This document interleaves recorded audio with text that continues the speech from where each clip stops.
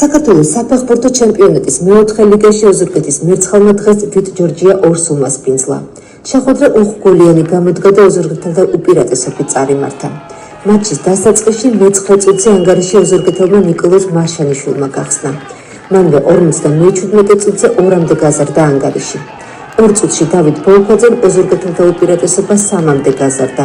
თუმცა 64 და 66 წუთებზე სტუმრებმა 2 გოლი გაიტანეს და ანგარიში სხვაობა შეამცირეს. 71 წუთზე გიორგი ჭანუყვაძემ 11 მეტრიანი დარტყმით მეოთხე დაიღო ვიტ ჯორჯიას კარი. საბოლოოდ მერცხალმა ვიტ ჯორჯია 2 ანგარიშით 4-2 დაამარცხა. მომდევნო მატჩს მერცხალი სტუმრად 21 მაისს გამართავს და არაგველებს შეხვდება. დღევანდელ ტურში გამარჯვება მოიპოვა ლანჩხუთის გურიამაც. მან სტუმრად ვანის სულ 2 დაამარცხა ანგარიშით 0-2. 8 ტურის შემდეგ ოზურგეთის მერცხალს 11 ქულა აქვს და მერვე ადგილზეა. ლანჩხუთის გურია 14 ქულით ამ მომენტისთვის მეოთხე ადგილზე იმყოფება.